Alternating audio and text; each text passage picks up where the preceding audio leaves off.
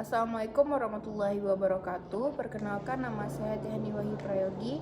Hari ini saya akan melakukan presentasi mata kuliah ilmu pemerintahan pertemuan 9 dengan dosen pengampu Ibu Nora Eka Putri SIP MSI. Materi yang akan saya bahas adalah bentuk dan hubungan lembaga-lembaga negara. Terdiri dari 3 poin. Yang pertama, kelembagaan negara. Yang kedua, lembaga tinggi negara. Dan yang ketiga, hubungan antara lembaga negara. Yang pertama, kelembagaan negara. Lembaga negara merupakan lembaga pemerintahan yang dibuat oleh negara, dari negara, dan untuk negara demi mencapai tujuan negara. Dalam lembaga negara, anggotanya juga turut menjaga kestabilan kinerja supaya dapat mencapai tujuan negara tersebut.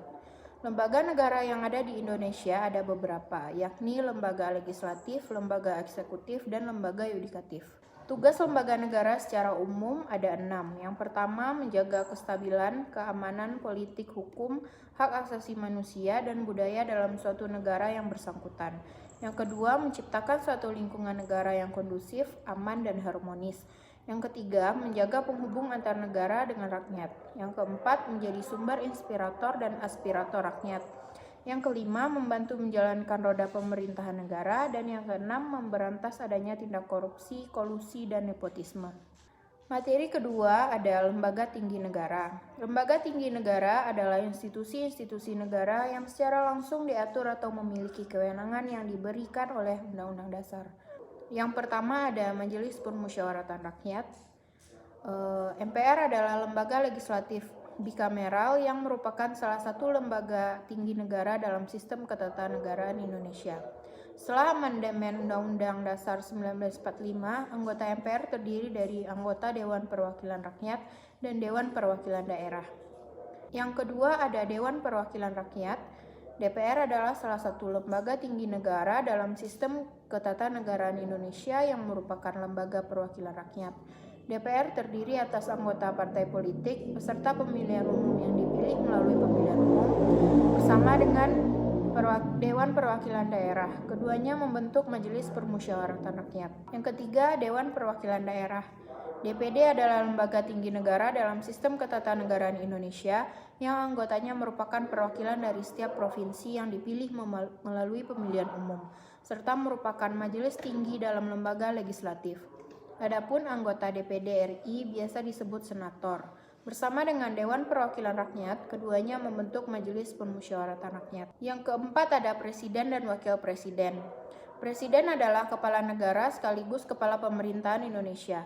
Presiden memegang kekuasaan eksekutif pemerintahan Indonesia dan merupakan Panglima tertinggi Tentara Nasional Indonesia dan Panglima tertinggi Kepolisian Negara Republik Indonesia. Wakil Presiden adalah pembantu Presiden sebagai kepala negara sekaligus kepala pemerintahan Indonesia. Sebagai pembantu kepala negara, Wakil Presiden adalah simbol resmi negara Indonesia di dunia yang kualitas tindakannya sama dengan kualitas tindakan Presiden. Sebagai pembantu kepala pemerintahan, Wakil Presiden adalah pembantu Presiden yang kualitas bantuannya di atas bantuan yang diberikan oleh Menteri, memegang kekuasaan eksekutif untuk melaksanakan tugas-tugas pemerintahan sehari-hari yang didelegasikan kepadanya. Yang kelima ada Mahkamah Agung.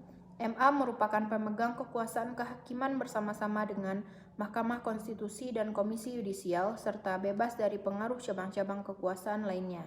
Mahkamah Agung menyatakan kekuasaannya pada badan peradilan dalam lingkungan peradilan umum, lingkungan peradilan agama, lingkungan peradilan tata usaha negara, dan lingkungan peradilan militer. Yang keenam ada Mahkamah Konstitusi. MK merupakan pemegang kekuasaan kehakiman bersama-sama dengan Mahkamah Agung. Yang ketujuh ada Badan Pemeriksa Keuangan.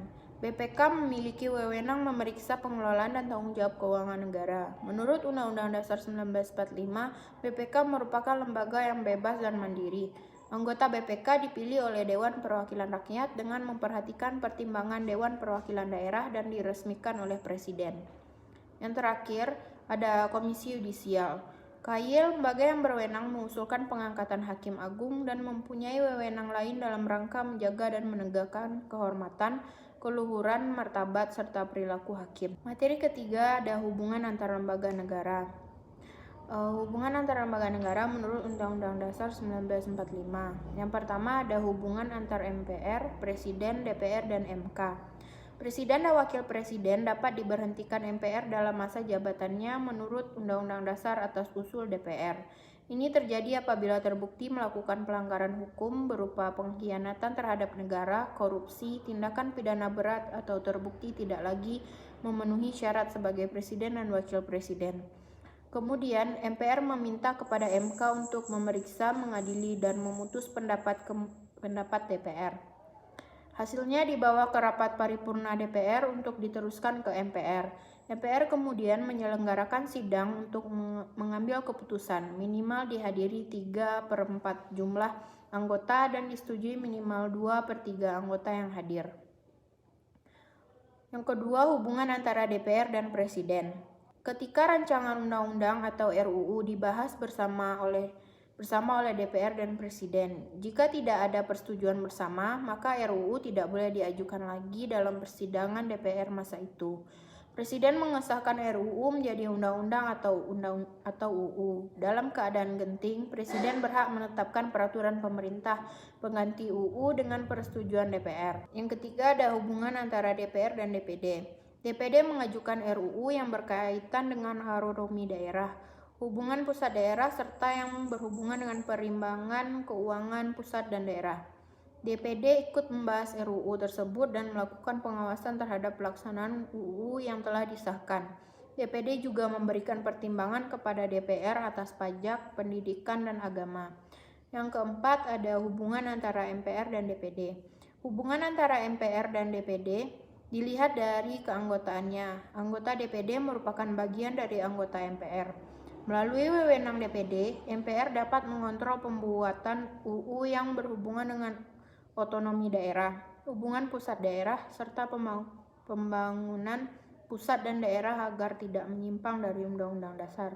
Demikian materi yang dapat saya sampaikan. Jika ada kesalahan kata, mohon dimaafkan. Terima kasih. Assalamualaikum warahmatullahi wabarakatuh.